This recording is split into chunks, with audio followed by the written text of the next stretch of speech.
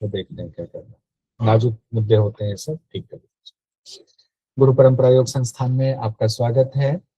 हम लोग पढ़ रहे हैं घेरन संहिता। हम लोगों ने आसन कंप्लीट कर लिया हुआ है, और कल जो ऑनलाइन टेस्ट हुआ था उसमें सिर्फ मंत्र वाले थे टेस्ट, लेकिन सब लोगों का कहना था कि नहीं उसमें और भी टेस्ट जोड़ देते तो अच्छा रहता, तो हमने उसमें और जोड़ दिया हुआ है। कुल 22 क्वेश्चन हो गए, जिसमें मंत्र भी है, आसन से संबंधित मंत्र हैं, और उसमें आसन से संबंधित जैसे सवाल पूछे जाते हैं वो भी है। तो 22 क्वेश्चन हो गए।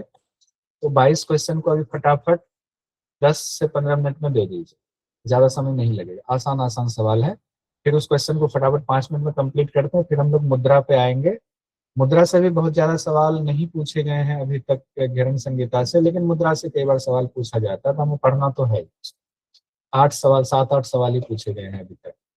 आइए, सबसे पहले ऑनलाइन टेस्ट फटाफट दीजिए, तो इसको ग्रुप में मैंने भेज दिया हुआ है, और मैक्सिमम 15 मिनट, मुझे नहीं लगता बहुत सारे लोग तो कल दिए हुए टेस्ट तो जल्दी भी हो जाए, मैसेज में भी नहीं रहा।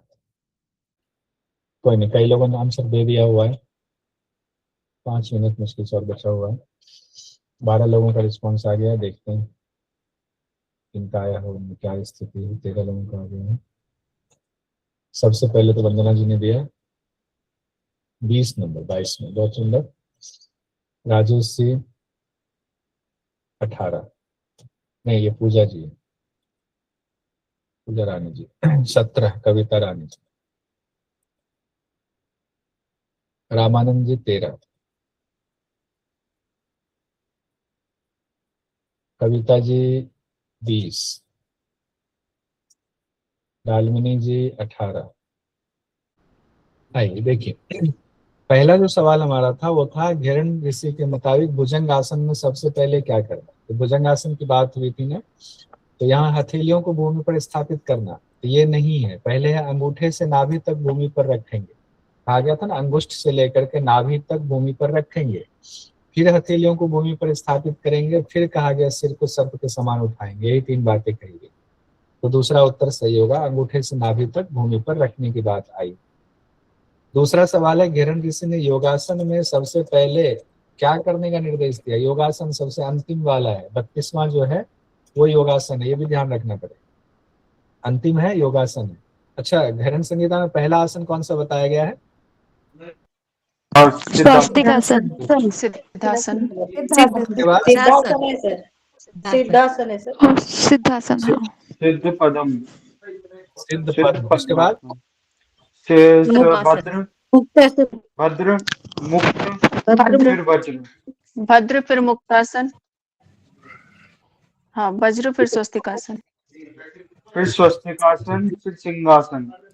हाँ, वो कल जो है बताया था ना देव जी ने निमोन। चलिए, योगासन में अंतिम आसन है, 32वां आसन है, जिसमें क्या करने का निर्देश दिया गया है। सबसे पहले पूरक करें, पूरक के बाद नासिकाग्र पर ध्यान, दोनों चरणों को घुटनों पर रखें, आसन के ऊपर हथेली रखें। तो ऐसा नहीं कहा गया है, ये हम लोगों ने देखा था, पद्मासन से मिलता जुलता है। पहले कहा गया दोनों चरणों को घुटने पर रखें, दोनों चरण घुटने पर रखने की बात पहले आई हुई। उसके बाद आया हुआ आसन के ऊपर हथेली रखें, फिर है पूरक करे, फिर नासिकाग्र ध्यान ले जाए। तो तीसरा वाला उत्तर सही है। इस तरह से आसान पूछा जाता है, आसान है, थोड़ा सा स्थिर करेंगे माइंड को तो सवाल आ जाएगा। अगला सवाल देखिए, घेरन संहिता के मुताबिक सिद्धासन में सबसे पहले क्या करना है। बाएं पांव की एड़ी से योनि स्थान को दबाएं, दाएं पांव की एड़ी से योनि स्थान को दबाएं, एक पांव से की एड़ी से योनि स्थान को दबाएं, दूसरे पांव की एड़ी से मेड के ऊपर रखें। बाएं दाएं की तो बात ही नहीं, बाएं दाएं की बात नहीं है। सिद्धासन में घेरन संहिता में क्या कहा गया, एक पांव की एड़ी से योनि स्थान को दबाएं, तो तीसरा होगा। उसके बाद दूसरे लाइन में दूसरे पांव की एड़ी से मेड के ऊपर रखें, ये वाली बात आई थी, तो तीसरा उत्तर सही है।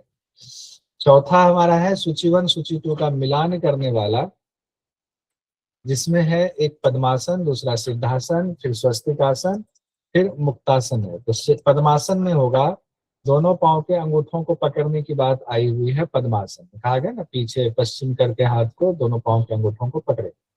फिर है सिद्धासन, सिद्धासन में कहा गया मोक्ष द्वार का भेदन होता है। स्वस्तिक आसन और मुक्तासन में कंफ्यूजन होती है, ये याद करना पड़ेगा। स्वस्तिक आसन के लिए कहा गया ऋजु काय समासीन, सिर्फ काय को, शरीर को सीधा रखने की बात आई। मुक्तासन में कहा गया सम काय शिरोग्रीवम, यानी कि शरीर, सिर और ग्रीवा तीनों बातें कही गई किसमें, मुक्तासन। दो आसन में काय, सिर और ग्रीवा तीन की बात आई है, दो आसन है, वो दो आसन मुक्तासन कूर्मासन। हाँ, कूर्मासन। मुक्तासन और कूर्मासन, बहुत सुंदर, कूर्मासन। कूर्मासन। तो जिनको याद नहीं है वो नोट कर लीजिए, मुक्तासन कूर्मासन। वैसे तो मैंने नोट्स भेज दिया है, उसमें है, उसको ध्यान से देख लीजिएगा। उसको भी अपना एक और नोट्स, उस नोट्स को देख करके बनाइए। घेरन संहिता के मुताबिक पद्मासन में सबसे पहले क्या करना है, बहुत सिंपल है। बाएं पांव को दाहिनी जगह पर रखेंगे कि दाएं पांव को बाईं जगह पर रखेंगे, शरीर सिर गर्दन सीधा करेंगे। ये बहुत सारे लोगों का गलत हुआ होगा, क्योंकि हमने सेंटेंस बदल दिया। ये गलत हुआ है, आपने इसको गलत कर दिया था, उल्टा कर दिया। उल्टा देखिए, उल्टा पूछ दिया जाता है, इसलिए मैंने किया था। जनरली हम लोग मेरा क्या पढ़ते हैं, मेरा भी देखिए सही था। जनरली हम लोग क्या पढ़ते हैं, कहाँ गलती होती है वो बताता हूँ। जनरली होता है बाएं पांव पर बाईं जंघा पर, ऐसे होता है, बाईं जंघा पर दाहिने पांव को रखें। अब इसी को दूसरे तरफ से रखते हैं, दाहिने पांव को बाईं जंघा पर रखें। एक ही बात एक ही है ना, लिखने का तरीका बदल गया बस। एक में दाहिना पांव पहले आ गया, बाईं जंघा बाद में, बस लिखने के तरीके से हम हो जाते हैं कंफ्यूज, इस वजह से दिक्कत होती है। हमने सर जान इसमें मेरा ये कंफ्यूज मुझे भी हो रहा है कि पहले तो पहला ही तो आएगा ना, बाएं पाँव को दाएं जगह पर रखना है। पद्मासन देखिए, वामो ऊपरी दक्षिणम ही चरणम संस्थाप्य वामम तथा, वाम उरु पर दक्षिण चरण को रखेंगे। पहला लाइन तो यही है ना, वाम उरु यानी बाईं जंघा पर दाहिने चरण को रखेंगे। तो बाईं जंघा देखिए, नीचे देखिए जहां मैं हाईलाइट कर रहा हूँ, बाईं जंघा पर दाहिने पांव को रखें, यही है ना। उसी को हमने दूसरे तरीके से लिखा, दाहिने पांव को बाईं जंघा पे रखें। अब पहला देखिए, बाएं पांव को दाहिनी जगह पे रखें, तो गलत हो गया ना पहला। हाँ सर, अब समझ में आया। बाएं पांव की एड़ी को पायु में लगाकर उसके ऊपर दाएं पांव की एड़ी को रखें। घेरन ऋषि ने ये किस आसन के लिए कहा हुआ है, बाएं पांव की एड़ी को पायु मूल में लगाएंगे, उसके ऊपर दाएं पांव की एड़ी को रखेंगे। ये मुक्त आसन। बाकी जगह पर होते तो हम लोग कहते सिद्धा, हठ प्रदीपिका में होते तो कहते सिद्धासन का दूसरा वाला, मतांतर में कहा है, ये भी ध्यान रखिए, मतांतर में। लेकिन यहाँ किस में कहा गया, यहाँ मुक्तासन के लिए कहा गया, जो कि हठ प्रदीपिका में मुक्तासन सिद्धासन का एक नाम बताया गया। क्लियर है। अब आइए अगला बढ़ते हैं। 7वें नंबर के सवाल में कहा गया है, घेरन संहिता के मुताबिक काया सिर ग्रीवा को सीधा रखने के बाद किस किस आसन, तो दो आसन अभी आप ही लोगों ने बताया हुआ, कौन कौन सा? स्वस्तिक आसन, कूर्मासन। मुक्तासन, कूर्मासन, मुक्तासन, ए बी होगा। ये भी मुक्तासन कूर्मासन का, मुक्तासन कूर्मासन में कहा गया। स्वस्तिक में क्या कहा गया, सिर्फ शरीर को सीधा रखने की बात आई, ठीक है, सिर्फ काय की बात आई, सिर ग्रीवा सम काया ऐसे कुछ था। घेरन संहिता में धनुरासन आसन, धनुरासन के लिए सबसे पहले क्या करने का निर्देश है। धनुरासन ये इंपॉर्टेंट हो सकता है, पूछा जा सकता है ये क्वेश्चन। भूमि पर, पैरों को भूमि पर रखें, पैरों को भूमि पर दंड रूप में रखें। ये क्वेश्चन क्यों पूछा जा सकता है, क्योंकि पश्चिमोत्तान आसन में भी ऐसे ही है। जी सर। हाँ, इसीलिए क्वेश्चन पूछा जा सकता है, दोनों पैरों को भूमि पर दंड रूप में रखेंगे यहाँ से, या हो सकता है कि ऐसे क्वेश्चन पूछे, बहुत टफ पूछा जाएगा तो ऐसे दोनों पैर को भूमि पर दंड रूप में रखें, किस किस आसन में कहा, या किस एक आसन में, दोनों में से कोई एक ही दे, ये भी ध्यान रखें। चलिए कोशिश ऐसा कर रहे हैं हम लोग पढ़ाई की कि कोई क्वेश्चन छूटे ना, फिर भी देखते हैं, क्योंकि हम लोग पीवाईक्यू भी करेंगे, सारे पीवाईक्यू करेंगे, चिंता मत कीजिए, देखेंगे पीवाईक्यू में फिर कितना होता है। घेरन संहिता के अनुसार किस किस आसन में जंघा घुटना के बीच में पैरों के पंजों को रखने के लिए कहा गया। एक तो 3 आसन और गुप्त आसन, स्वास्तिक आसन, गुप्तासन, गोरक्षासन भी तो है।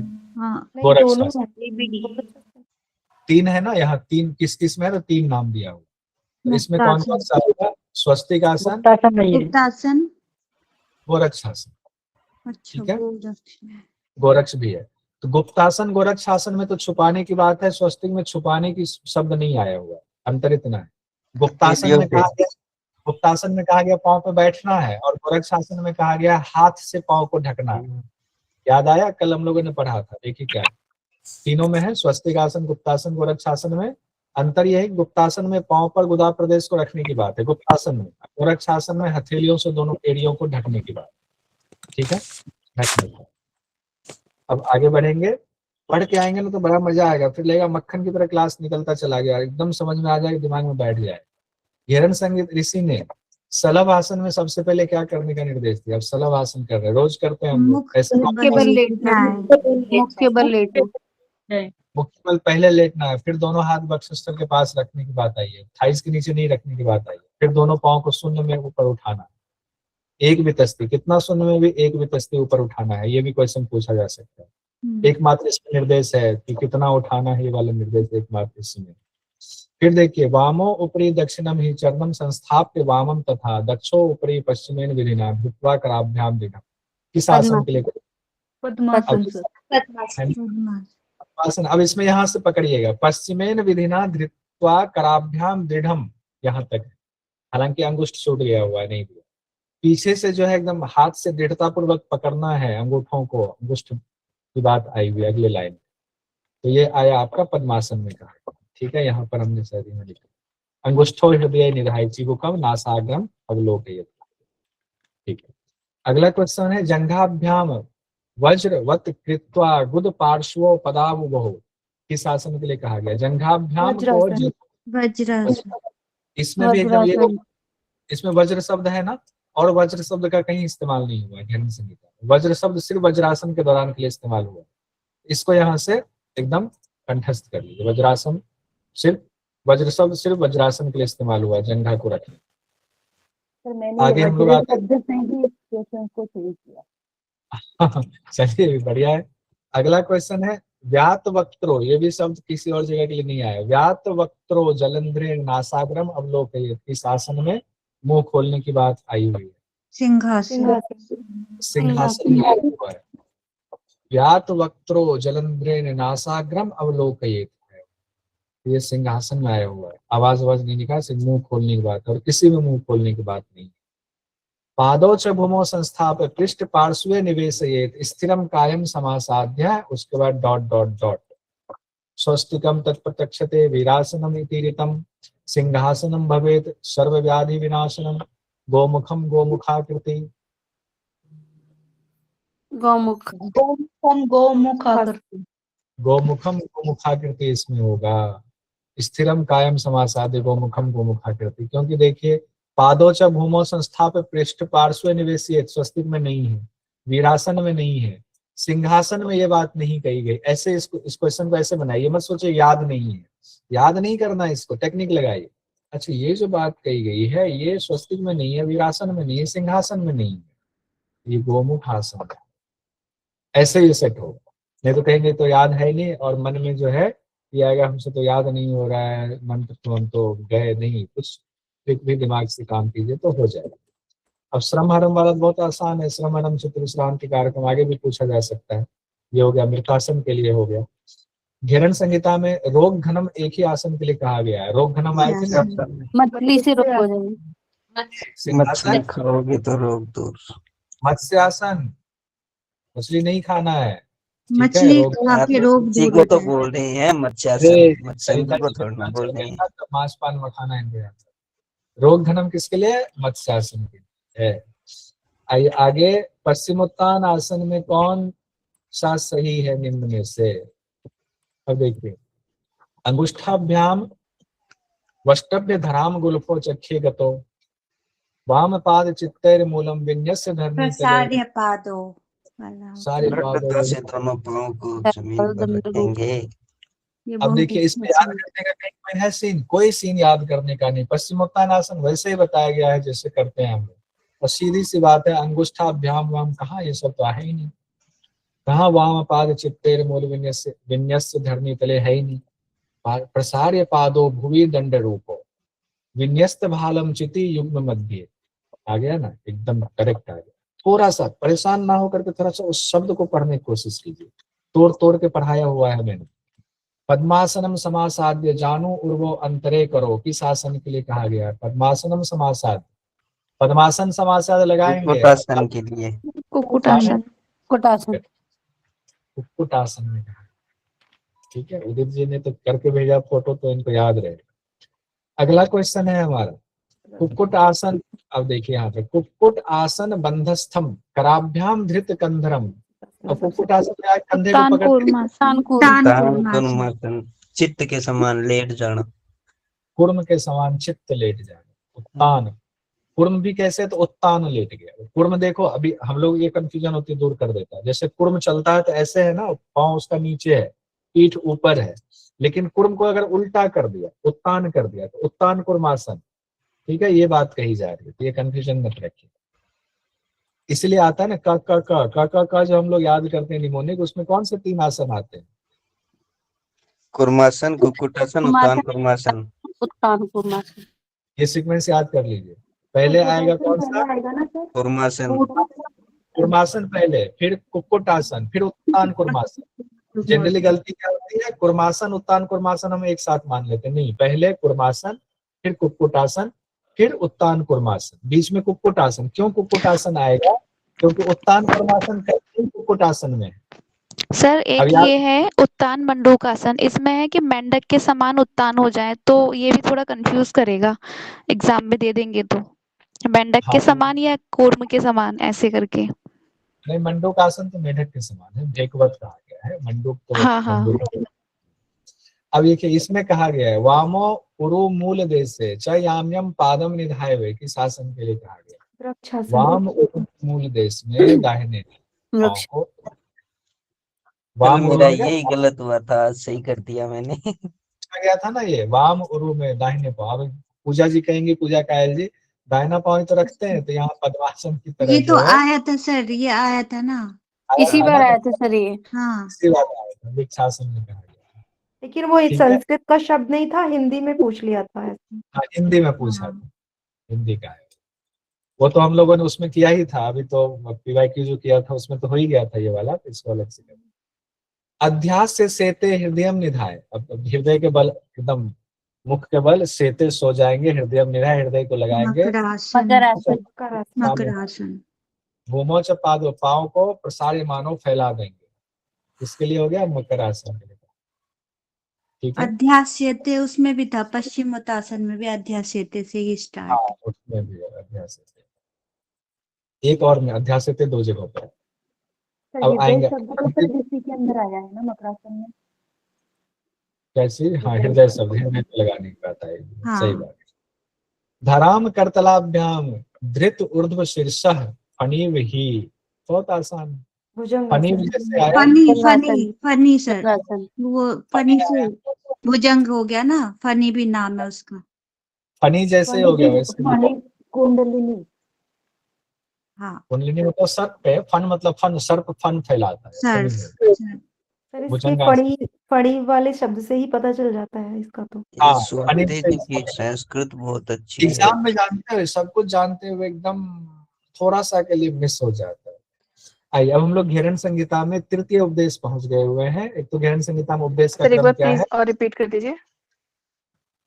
अच्छा, पहला वाला उसमें कहा गया सिद्धासन का, दूसरा सांभवी मुद्रा, तीसरा खेचरी मुद्रा, और चौथा कहा गया हुआ है कि भूमध्य पर ध्यान लगाते हैं तो वहां से भी उन्मनी अवस्था की प्राप्ति। सर चैप्टर नंबर 1 और चैप्टर नंबर 4 होंगे ना? हाँ, चैप्टर नंबर 1 में सिद्धासन, बाकी तीनों 4 में है ना? पहले शांभवी, फिर खेचरी हाँ। और फिर नादानुसंधान। ये चौथा थैंक यू। इसमें केवल शब्द है। बहुत सुंदर। ऐसे हम लोग चर्चा करना, जो सब्जेक्ट पढ़ रहे हैं उससे हटके भी कोई चीज आ रहा है तो करेंगे, ताकि उसको नोट डाउन कर लेंगे फटाफट स्पेशल डायरी। ठीक है, आइए आगे बढ़ते हैं। घेरन संहिता तृतीय उपदेश। तो घेरन संहिता में कितने उपदेश हैं? 7 उपदेश हैं। सप्तांग योग है। पहला है हमारा षटकर्म, दूसरा है आसन, तीसरा है मुद्राबंध, चौथा है प्रत्याहार, फिर उसके बाद हमारा आता है प्राणायाम, प्राणायाम ध्यान समाधि। प्राणायाम ध्यान समाधि एक साथ याद रख लीजिए तो याद हो जाएगा। प्राणायाम ध्यान समाधि है, षटकर्म आसन है, बीच में मुद्रा, और फिर बीच में एक आ गया सबसे छोटा अध्याय प्रत्याहार वाला। हम लोग आ गए तृतीय पर। तृतीय है मुद्राबंध वाला। मुद्राबंध सबसे ज्यादा मुद्राबंध की चर्चा, 25 मुद्राबंध बताया गया। इसमें भी सीक्वेंस पूछ दिया जाता है, तो 25 संख्या है, ऊपर से पूछ दिया सीक्वेंस क्या है, पूछा गया है क्वेश्चन। अब तक कम ही सवाल आए हैं इससे भी। तो कल हम लोग क्या करेंगे, अभी इसको पढ़ेंगे। कल हम लोग पहले एक टेस्ट लेंगे जिसमें सारे पीवाईक्यू भी होंगे, साथ ही 7-8 पीवाईक्यू है और कुछ और क्वेश्चन जोड़ करके 12 क्वेश्चन करेंगे। फिर इसको कंप्लीट करेंगे मुद्रा को। कल, आज मुद्रा कंप्लीट नहीं होगा, कल मुद्रा कंप्लीट करेंगे, फिर लास्ट में एक और टेस्ट दे देंगे। ठीक है, तो इस तरह से करें। 25 मुद्रा में 4 बंद है और मुद्रा 16 है और धारणा 5 है, तो 25 हो गए। लेकिन ध्यान रखिए, मंत्र में साफ साफ 25 के 25 को मुद्रा शब्द से संबोधित किया गया। 25 के लिए मुद्रा शब्द का इस्तेमाल आया है, ये भी ध्यान रखिए। और पहली मुद्रा आपको है महामुद्रा, अंतिम मुद्रा है भुजंगिनी मुद्रा। चलो कम से कम 25 में से 2 तो याद हो गया, 23 ही तो बचा है। 23 को भी देखते हैं, कुछ सेटिंग दिखाते हैं, एग्जाम में अक्सर पूछा जाता है। हठ प्रदीपिका में हम लोग पढ़ लेते हैं ना, महामुद्रा, महाबंध, महावेधस्य खींचड़ी, वो तो सबको याद हो गया। हठ प्रदीपिका और हठ रत्नावली सबको याद हो गया। हठ रत्नावली में बस खींचड़ी को अंतिम कर दिया होगा। अब यहाँ पर क्या है, महामुद्रा के बाद नभो मुद्रा आ गया। महामुद्रा के बाद नभो मुद्रा, इसको ध्यान बिठाइए। कुछ नहीं, एकदम टेक्निकली पढ़िए, कुछ मुद्रा याद करनी पड़ेगी, कुछ तो ऐसे टेक्निकली हो जाएगा। महामुद्रा के बाद नभो मुद्रा है, ठीक है। नभो याद, ये 2 याद करना पड़ेगा। महा से शुरू हो रहा है, उसके ठीक बाद नभो मुद्रा की चर्चा, और एग्जाम में ये पूछ दिया गया है। फिर उसके बाद 3 जो बंद है ना, तीनों बंद एक साथ है, उद्यान बंद, जालंधर बंद, मूल बंद। अब इसमें हठ प्रदीपिका में क्या था, पहले उद्यान था, फिर मूल था, फिर जालंधर था, ये ध्यान रखिएगा। हठ प्रदीपिका में क्या था, पहले उद्यान बंद, फिर मूल बंद, फिर जालंधर बंद था। यहाँ पर सीक्वेंस अलग है, पहले उद्यान बंद है, फिर जालंधर बंद, फिर मूल बंद है। पहले बीच वाला, फिर ऊपर वाला, फिर नीचे वाला, ये ध्यान रखना है। महामुद्रा, नभो मुद्रा, फिर उद्यान बंद, जालंधर बंद, मूल बंद। अब जो उसके बाद है ना, महाबंध, महावेधस्य खींचड़ी, महाबंध, महावेधस्य खींचड़ी। अब इसमें एक चीज यहां से लेते हैं, मूल बंधो, महाबंधो, महावेधस्य खींचड़ी। और हठ प्रदीपिका में क्या है, महामुद्रा, महाबंध, महावेधस्य खींचड़ी। याद आया? चलिए यहाँ पर लिखते हैं, फिर डिलीट कर दो। हठ प्रदीपिका में है महामुद्रा, महाबंध, महावेद, फिर खींचड़ी, ये है। अब यहाँ मैं क्यों इसका कंपैरिजन कर रहा हूँ हठ प्रदीपिका से, ये तीनों एक साथ है वहां पर, महामुद्रा, महाबंध, महावेद। इसीलिए कहा गया है कि महावेद के बिना इन दोनों का अभ्यास निष्फल है, यह हठ प्रदीपिका का। यहाँ देखिए, ये तीनों एक साथ है, मूलबंध, महाबंध, महावेद। इसीलिए यहाँ पर कहा गया है महावेद के बिना मूलबंध और महाबंध का अभ्यास निष्फल है। क्लियर हुआ? ऐसे याद कर लिया, अगर ये सीक्वेंस याद हो गया तो दिक्कत नहीं होगी। वैसे तो सब लोगों ने याद ये कर ही लिया होगा। हठ प्रदीपिका किसके लिए कहा गया, नहीं कहा गया। चलिए ये बाद में फिर हम लोग आएंगे, अभी इसको हटा। तो मूलबंध, महाबंध, महावेद से खींचड़ी हो गया। उसके बाद आया हुआ विपरीत करनी, योनि, वज्रोली, शक्तिशाली। उसमें क्या था, हठ प्रदीपिका में विपरीत करनी, वज्रोली, शक्तिशाली, ये सीक्वेंस था। यहाँ विपरीत करने के बाद एक मुद्रा आ गया है, योनि मुद्रा। ये बहुत इंपॉर्टेंट है, बहुत सवाल इससे आ सकते हैं आगे भविष्य में, इससे बहुत सारे सवाल पूछे जा सकते हैं योनि मुद्रा से। ध्यान रखिएगा, अभी नहीं, कम पूछा गया है। कभी भी एग्जामिनर का मन हुआ मुद्रा से धड़धड़ा क्वेश्चन आएगा। अभी ज्यादा क्वेश्चन आ रहा है किससे, षटकर्म से, प्राणायाम से, षटकर्म प्राणायाम से, फिर समाधि से थोड़ा बहुत आ रहा है। तो विपरीत करनी, योनि, वज्रोली, शक्तिशाली, शक्तिशाली तक आया। फिर तारागी, मांडुकी, सांभवी, तारागी, मांडुकी, सांभवी, इतना तक। तारागी, मांडुवे, मांडुकी, सांभवी, तारागी, मांडुकी, सांभवी। कैसे होगा, तारागी तालाब में मंडूक चला गया, तो दोनों एक साथ याद रहे। चलो, तालाब में मंडूक चला गया, तारागी, मांडुक, तारागी, मांडुक। तालाब में अब मांडुक चला गया, तो अब उसको जो है सांभवी मुद्रा के द्वारा, मंडूक जो उसमें जाके उछल कूद मचा रहा है, ढूंढना मुश्किल है, सांभवी मुद्रा के द्वारा ध्यान लगाए कहाँ गया मंडूक। जैसे सूक्ष्म में होता है, क्या होता है, कुंडलिनी जाग गई तो इतना तेज भाग रही है, सांभवी मुद्रा से पकड़ना पड़ता है उसको। ऐसे ही ध्यान रखिए। इसे तालाब में मंडूक चला गया तो उसको सांभवी मुद्रा से एकदम पकड़ रहे हैं। फिर पंचधारणा की चर्चा है, पंचधारणा, सांभवी मुद्रा के बाद पंचधारणा करेगी। हाँ चलो धारणा करते हैं, सांभवी मुद्रा लगा करके पंचधारणा आ गया। और पंचधारणा का सीक्वेंस तो बहुत आसान है, कहने की जरूरत है नहीं। चक्र के हिसाब से नीचे से ऊपर तक है, जिस चक्र का जो तत्व है उस तत्व के हिसाब से नाम है। फिर देखिए अश्विनी पासनी काकी मातंगी भुजंगिनी, अश्विनी पासनी काकी मातंगी भुजंगिनी, अश्विनी आ गया, पासनी आ गया, काकी आ गया, सब में की मतलब बड़ी की मात्रा यहाँ आए जा रहा है। अश्विनी पासनी काकी मातंगी भुजंगिनी, अश्विनी पासनी काकी मातंगी भुजंगिनी। फिर देखिए पंचविंशति मुद्राश्च सिद्धिदा इहि योगिनी, ये 25 को कहा गया है मुद्रा नाम से कह दिया, लेकिन इसको हम लोग डिफ्रेंशिएट करेंगे 4, 16 और 5 करके, ऐसे आता है। और जिनके पास बिहार स्कूल ऑफ योग की किताब है उन्होंने तो उसमें सीक्वेंस ही चेंज कर दिया, क्योंकि वो साधना के हिसाब से उन्होंने किताब लिखी है, उनको थोड़ी पता था JRF में जो है ऐसे वैसे खेल होगा तो सीक्वेंस पूछा जाएगा। तो यहाँ पर ये सीक्वेंस हो गया पूरा। एक बार फिर से मैं पढ़ देता हूँ।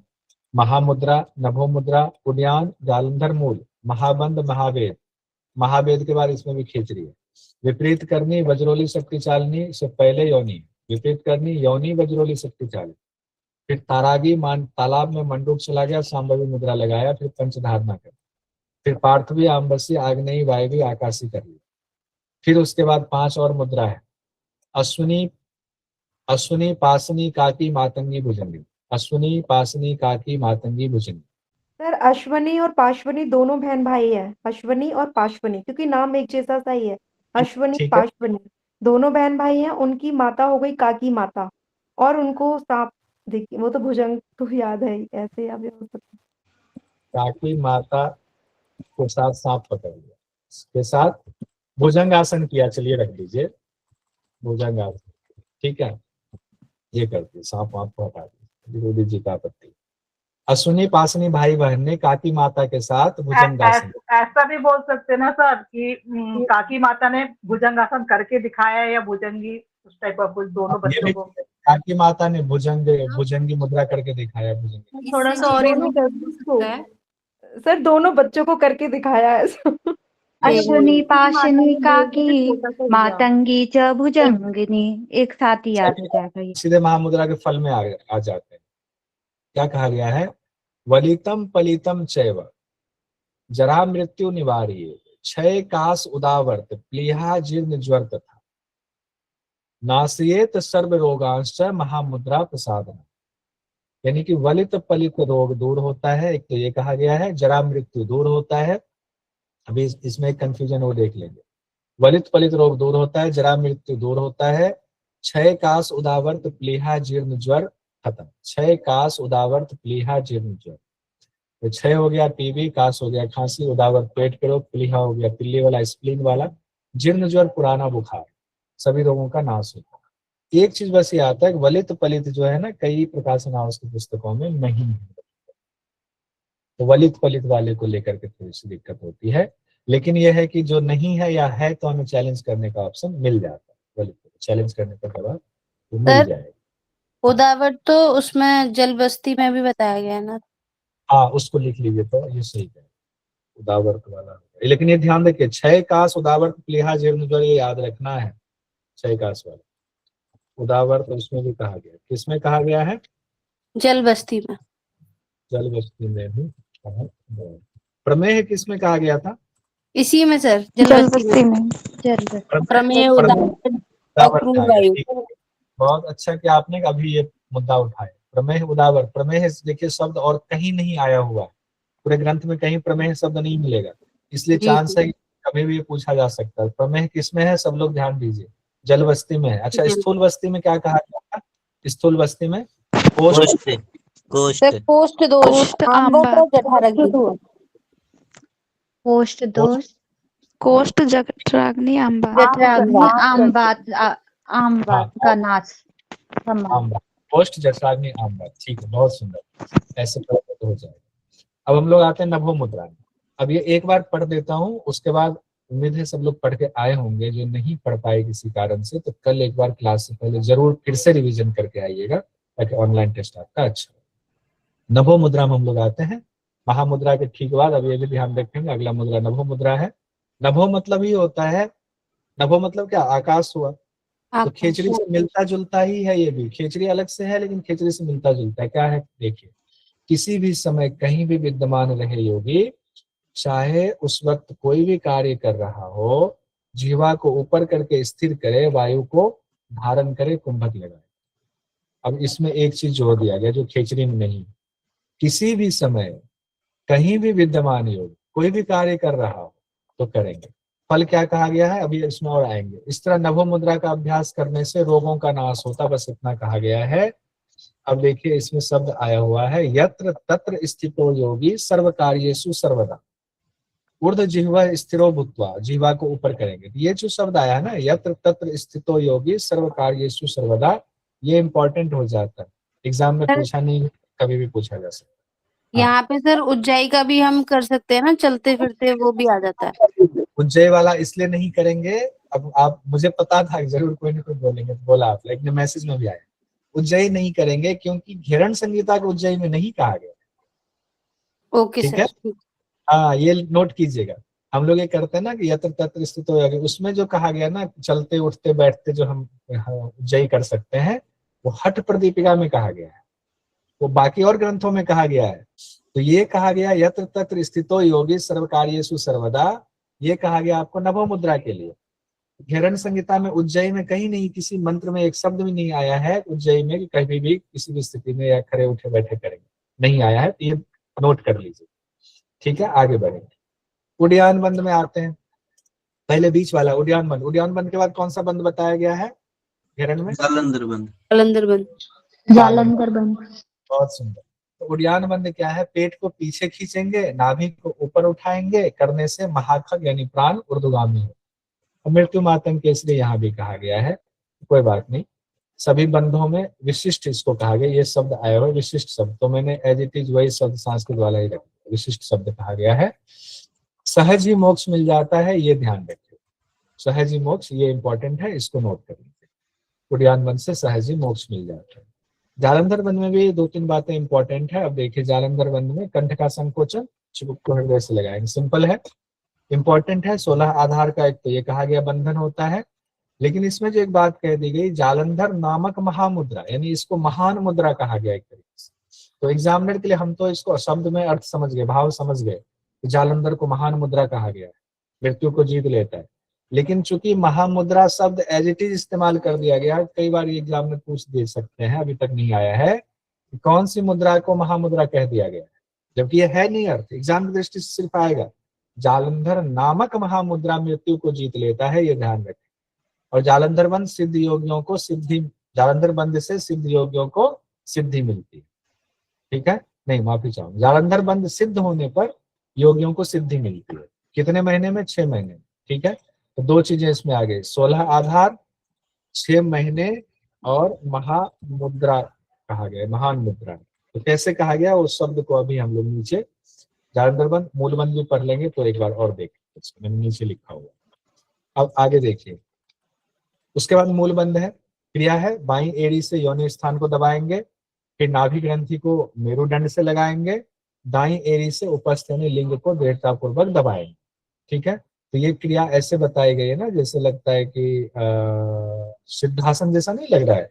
बाईं एड़ी से योनि स्थान को, नाभि ग्रंथि को मेरुदंड से लगाएंगे, नाभि ग्रंथि यानी कि उड्डयन बंद एक तरीके से हो गया। दाईं एड़ी से उपस्थ यानी दृढ़तापूर्वक लिंग को दबाएंगे, मिलता जुलता है, बस उसमें बाईं दाईं की चर्चा नहीं थी सिद्धासन में, यानी लेफ्ट राइट की चर्चा नहीं थी, लेकिन यहाँ पर ऐसा लग रहा है कि सिद्धासन जैसा मूल बंद में कहा गया।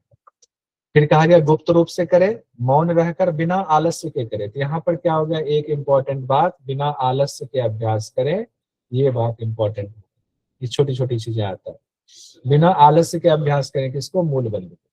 फिर कहा गया वृद्धावस्था को दूर करने वाला है, भव सागर से पार कराने वाला, मूल बंद से मरुत सिद्धि, ये तो सबको याद हो गया होगा, मूल बंद से मरुत सिद्धि, मूल बंद से मरुत सिद्धि। 16 आधार जालंधर बंद से, बहुत ज्यादा इस पर जाने की जरूरत नहीं है।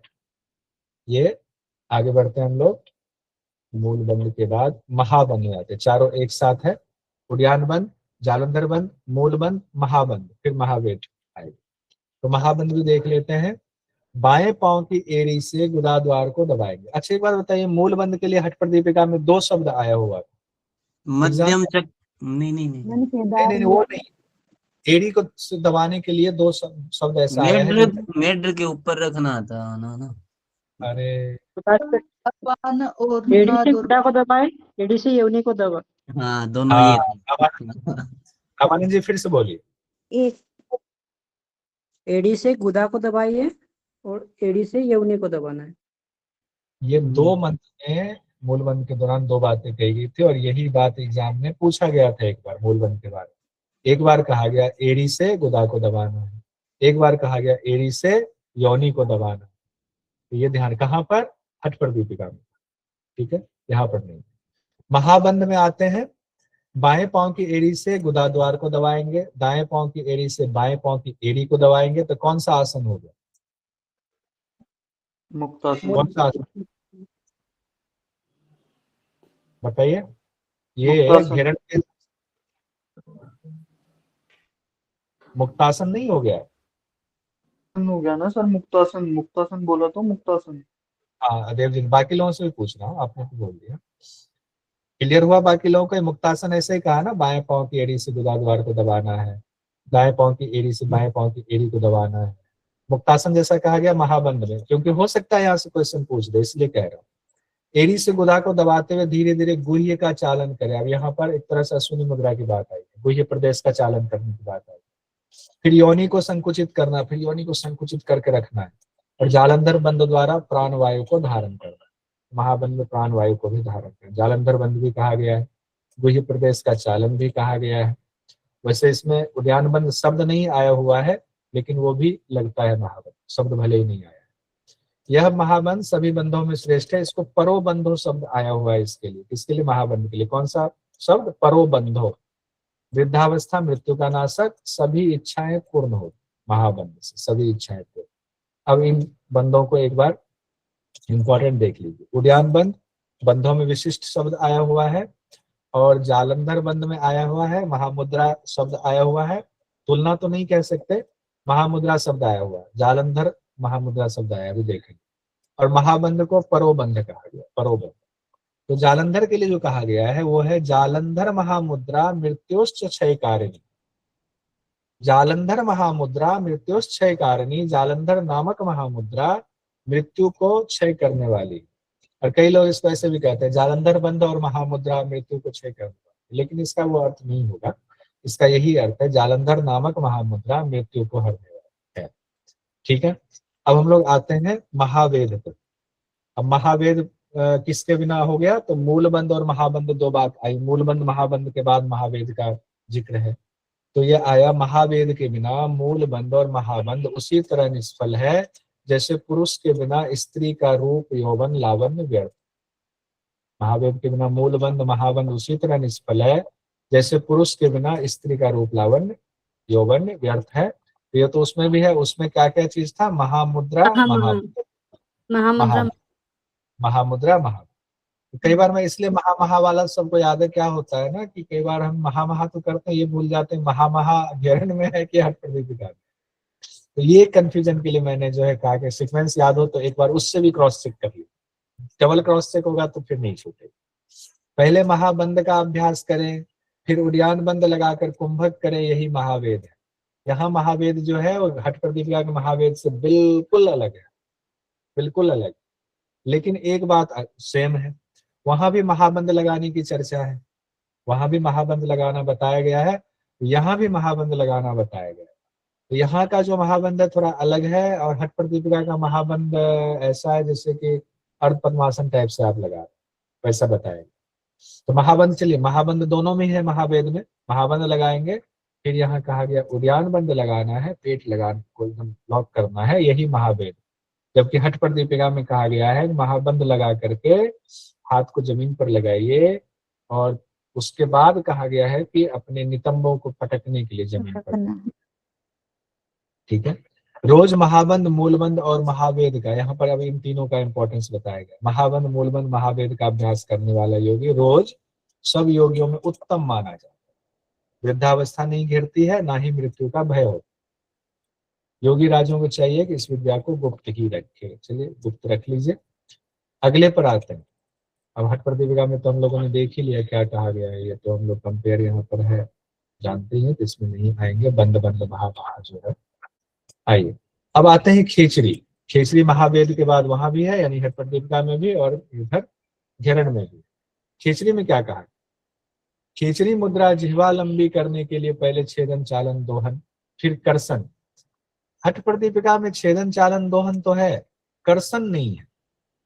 यहाँ पर छेदन चालन दोहन और कर्षण शब्द भी आया हुआ है, इसलिए मैंने एज इट इज वही शब्द लिखा हुआ है। कर्षण मतलब खींचना होता है, वैसे दोहन मतलब भी होता है ऐसे खींचना, लेकिन कर्षण मतलब खींचने की बात आई हुई, लौह यंत्र से कर्षण करना।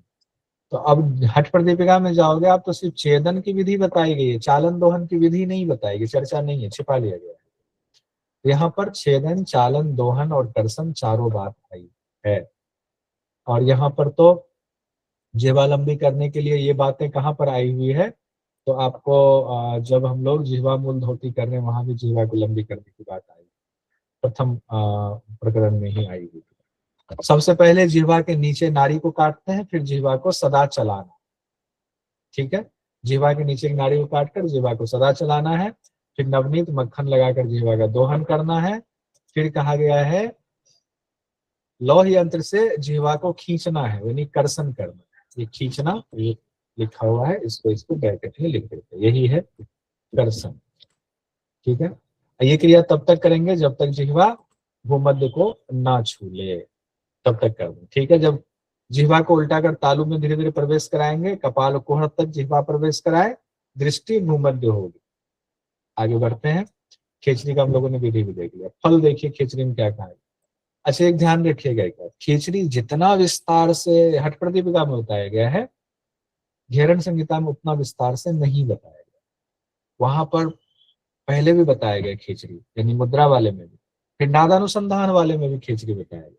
और हमने जो विस्तार से पढ़ाया तो दोनों को मिक्स कर दिया, हमने दोनों को मिला दिया, एक साथ भी हमने पढ़ाया हुआ, एक साथ भी नोट्स उसका बनाया हुआ।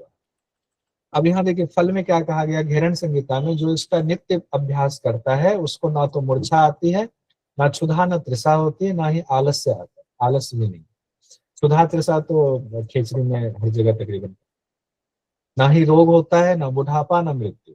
शरीर देवता के समान दिव्य हो जाता है। खेचरी में भी आया देवता के समान शरीर होगा। हम लोगों ने इससे पहले देवता के समान शरीर देखा हुआ, कहाँ पर कहा गया था बताइए, देखते हैं कितने लोगों को एग्जैक्ट याद है। चार जो था ना, वातसार, वारिसार, बहनीसार और बहिष्कृत, तो वातसार छोड़ करके बाकी तीनों जो थे ना, तीनों में देव देहों की बात आई हुई, मतलब देवता समान शरीर हो जाएगा। हो गया क्लियर?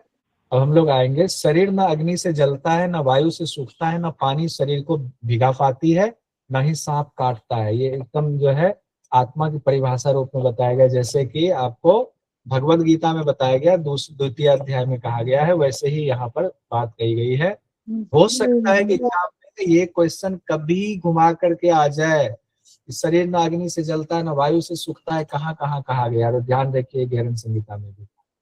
अब मैं बड़ा डरा हुआ हूँ, कहाँ से क्या क्वेश्चन जोड़ देगा कहना मुश्किल है, इसीलिए पढ़ लीजिए सब कुछ, हर एंगल से पढ़ लेंगे। और अभी जैसे ये कंप्लीट करूंगा मैं, लास्ट में 5 मिनट सब लोगों से पूछूंगा, हठ प्रदीपिका में नादानुसंधान की जो 4 अवस्था है, क्या क्या फल होता है, कौन कौन ग्रंथि का वेदन होता है, शून्य, अति शून्य, महाशून्य वाला। तो आप तैयार रहिएगा, भागिएगा नहीं। जो लेफ्ट 25 जो भी जितने लोग हैं, अभी मैं सबको देख लेता, जो भागेंगे उनको कल पकड़ूंगा। ठीक है, अब आगे आते हैं। शरीर में लावण्य यानी सुंदरता आती है, समाधि स्थिर होती है, जिह्वा को अलग अलग स्वाद के आनंद की अनुभूति होती है। अब इसमें स्वाद जो है कहा गया, पहले लवण का, फिर क्षारीय, फिर लवण, फिर कसाय और कसाय का, तिक्त और कसाय का। उसके बाद मक्खन, घृत, दूध, दधि, तक्र, मधुदाक्षा, पीयूष, अच्छा और पीयूष कहा गया। लेकिन ये हठ प्रदीपिका से थोड़ा अलग है। हठ प्रदीपिका वाला मैंने सबको याद कराया हुआ था, पहले लवण है, फिर क्षार है, फिर तिक्त है, फिर कसाय। लवण, क्षार, तिक्त, कसाय। तो लवण, तिक्त, कसाय हो गया, तो बीच में क्षार एक आ गया हुआ है। लवण, क्षार, तिक्त, कसाय, ये रस हो गया। फिर उसके बाद मक्खन, और फिर कहा गया है घृत यानी घी, और फिर कहा गया है क्षीर यानी दूध, दही। मक्खन, घी, दूध, दही, छाछ। मक्खन, घी, दूध, दही, छाछ। फिर शहद और द्राक्षा और पीयूष, शहद, द्राक्षा, पीयूष। तो ऐसे तोड़ करके पढ़ेंगे तो याद हो जाएगा, ऐसा भी कुछ नहीं है, याद नहीं हो सकता। ये कल याद करके आइएगा, तो कल ये पूछ। विपरीत करी में कहा गया है उल्टा करना है, इसको छोड़ देते हैं। विधि कहा गया सिर को भूमि पर लगाएंगे, दोनों हाथ टेकेंगे और दोनों पांव को ऊपर उठा लेंगे, यानी कि शीर्षासन की तरह कहा गया है हेड। रोज इसका अभ्यास करने से वृद्धावस्था और मृत्यु का नाश होता है। वृद्धावस्था मृत्यु नाश, सभी लोगों में सिद्धि मिलती है। प्रलय काल में भी दुखी नहीं होता, ये ध्यान रखिएगा। प्रलय काल वाला 2-3 जगहों पर आएगा, तो उसको हम लोग कंपेयर लास्ट में कर लेंगे। अब मैंने ये कहा कि याद करना है क्या चीज भी पूछूंगा, तो हठ प्रदीपिका का नादानुसंधान का, तो हैंडल्स कीजिए फटाफट, मैं कुछ भी पूछ लूंगा उसमें से, देखते हैं किनको याद है। वो लोग फटाफट हाथ उठा रहे हैं जो पिछली क्लास में थे, डिटेल वाली क्लास में। जी सर। आरजू जी बताइए कि पहली अवस्था जो नादानुसंधान की है, आरंभावस्था, जी सर। में कौन सी ध्वनि सुनाई देती है? सर हठ उसमें प्रदीपिका, उसकी जी सर वो उसकी झण की आवाज सुनाई देती है। उसको संस्कृत में क्या कहा गया? सर संस्कृत में क्वन। क्वन क्वन अब सर। नहीं, JRF के लिए क्वन शब्द आया हुआ, क्वन। जी ठीक है। सर। अब ठीक है, आप अच्छा हुआ आपने बता दिया। मैं राठौर क्वीन जी से नहीं पूछूंगा, तो क्लास में थी अभी, इनसे आपसे बाद में पूछूंगा। जो नहीं थे उनसे पूछता हूँ, देव जी से पूछता हूँ। देव जी इस क्लास में नहीं थे। देव जी बताइए, आरंभावस्था में क्या फल की प्राप्ति होती है? Very good. वेरी गुड की प्राप्ति होती है। दिव्य शरीर, दिव्य गंध, और एक और था, याद तो है लेकिन वो ये उड़ जाता है। मतलब शरीर पे ही फर्क आते हैं। सबसे पहले तो देखिए शरीर पे ही डिफरेंस ठीक है, आता अब है। देखिए देव जी, आप थोड़ा सा करेक्शन कराता हूँ, याद कीजिए। दिव्य शरीर, दिव्य गंध जो है, उसके बीच में एक शब्द आएगा कांतिमान। कैसे? शरीर दिव्य हो गया तो चेहरा एकदम कांतिमान हो जाएगा ना। फिर दिव्य गंध की बात आई है, उसके बाद फिर आरोग्यता है, एकदम शरीर जो है सारे रोग खत्म हो जाते आरोग्यता, बल पुष्टि। हैं। नहीं, बल पुष्टि उष्टि अभी मत आई, आरोग्यता हो। ठीक है, इतना हो गया। उसके बाद आते हैं हम लोग, शून्य किसके लिए इस्तेमाल किया गया है, ये बताएंगे पूजा रानी जी। शून्य कौन से चक्र के लिए इस्तेमाल किया गया? आरंभ अवस्था के लिए सर। चलिए, आरंभ अवस्था के लिए, बढ़िया है। मैं फल में ही दिखता हूँ आपको। अच्छा, श्वेता जी बता दीजिए, कोई बात नहीं। जी घटा सर। अवस्था बता दीजिए आप, कोई नहीं। क्या बताना है सर? घटा अवस्था हठ प्रदीपिका के मुताबिक उसमें क्या फल की प्राप्ति है? अतिशून्य, उसमें घटावस्था में विष्णु ग्रंथि का भेदन होता है, और भेरी और वो वाली तो आवाज सुनाई देती है सर, झरझर और भेरी। नहीं, देवतुल्य, देवतुल्य हो जाता है हाँ, एक है ना। आया देव तो, ठीक है, निरोगी बढ़िया। और निरोगी है सर। उदित जी बता, देवतुल्य उदित जी चलिए सुन लीजिए। उदित जी ने ताजा पढ़ा हुआ, तो उदित जी बताएंगे। बताइए उदित जी, ताजा पढ़ा सर किसका बताना है? बताना है आपको, इसका दूसरे अवस्था का, घटावस्था। इसमें सर देव समान ज्ञानी हो जाएंगे और परम आनंद की प्राप्ति हो जाएगी। हाँ, बहुत सुंदर।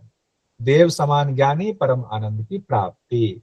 अब इसको कैसे जोड़ेंगे? पहले वाले में था वो दिव्य शरीर हो गया, कांति आ गई चेहरे पर, और दिव्य गंध आ गया।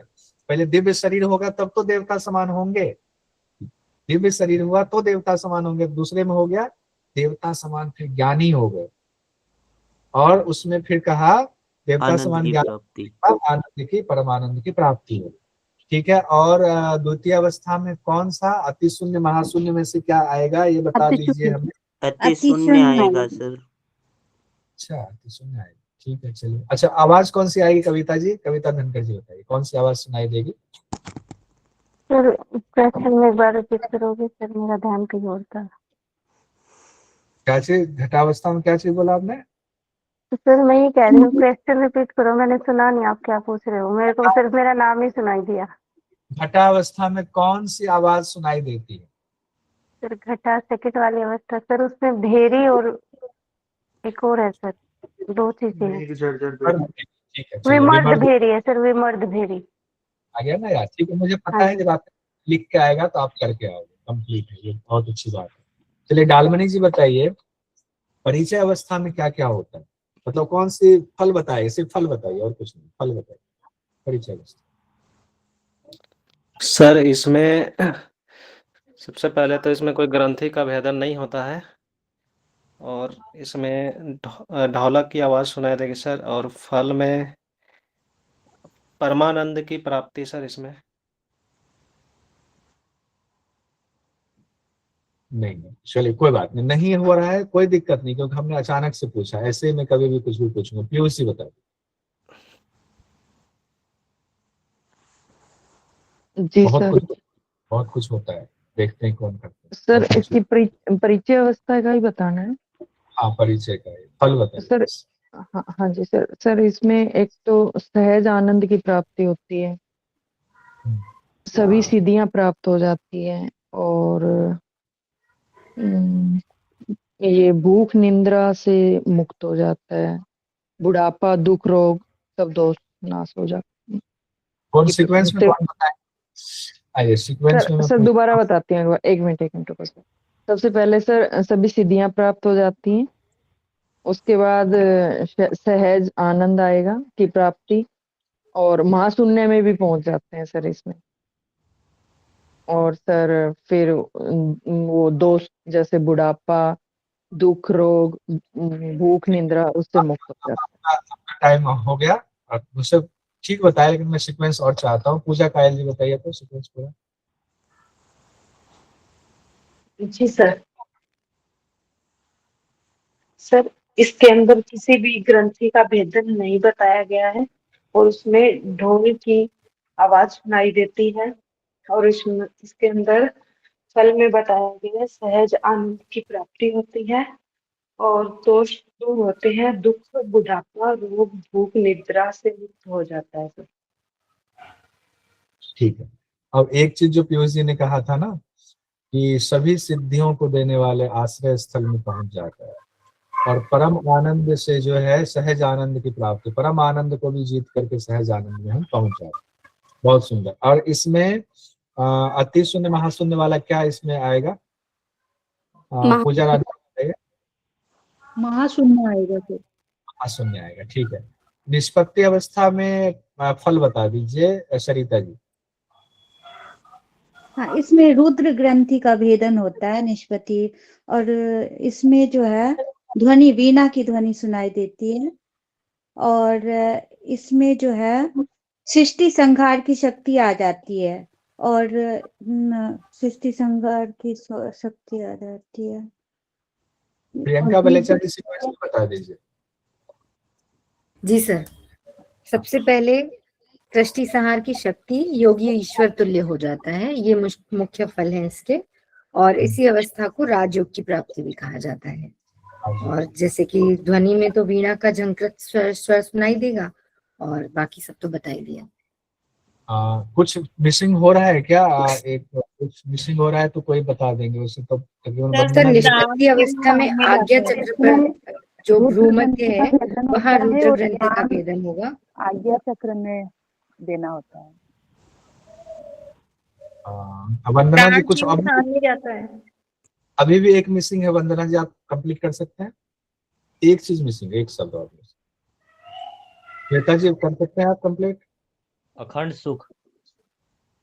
अखंड सुख। रुद्र ग्रंथि का भेदन की प्राप्ति होती है सर। मैं चित्त और प्राण एकाग्र हो जाता है इसमें। चलिए चित्त प्राण एकाग्र एक नई बात है, फिर भी एक चीज मिसिंग है। राहुल जी बताइए। सर सृष्टि संहार की सृष्टि संहार तो बोल दिया था सर। प्राण शिव स्थान में पहुंचता है, सर राजयोग की प्राप्ति राजयोग और ईश्वर के समान हो जाता है। वो तो बोल दिया था उन्होंने, प्रियंका जी ने बोल दिया। देखिए एक चीज प्रियंका जी ने छोड़ दिया, आप भी भूल रहे हैं। उन्होंने कहा कि वीणा की आवाज आती है, वेणु तो भूल ही गए, वेणु की आवाज। मैंने बोला था सर, वीणा की आवाज, वीणा की ध्वनि मैंने बोल दिया था। वेणु की बात, वंशी। अच्छा वंशी, वंशी नहीं बोला। हाँ वेणु वंशी दोनों। हाँ हाँ वंशी नहीं बोला। पहले वेणु है फिर पहले वेणु है फिर वीणा है। पहले वेणु क्वनद वीणा क्वन को, याद आया? हाँ जी हाँ सर। कंप्लीट हो गया। बहुत सुंदर। वन चलिए, तो ये सीख ड्रिल लेना होगा। हाँ ये ड्रिल था हम लोगों का, सरप्राइज ड्रिल। इस तरह से बीच बीच में कर लेंगे ना तो पीछे वाला भी याद हो जाएगा, बिना याद किए, बिना प्रेशर दिए। ठीक है, तो अब क्लास संपन्न करते हैं हम लोग। आज सूर्यकांत जी आप करा दिए शांति पाठ, आज आप करा। ॐ द्यौ शान्ति अन्तरिक्षगुं शान्तिः पृथिवी शान्तिरापः शान्ति ओषधयः शान्तिः वनस्पतयः शान्तिर्विश्वे देवाः शान्ति ब्रह्म शान्तिः सर्वगुं शान्तिः शान्तिरेव शान्तिः सामा शान्तिरेधि। ॐ शान्तिः शान्तिः शान्तिः। हरिः ॐ।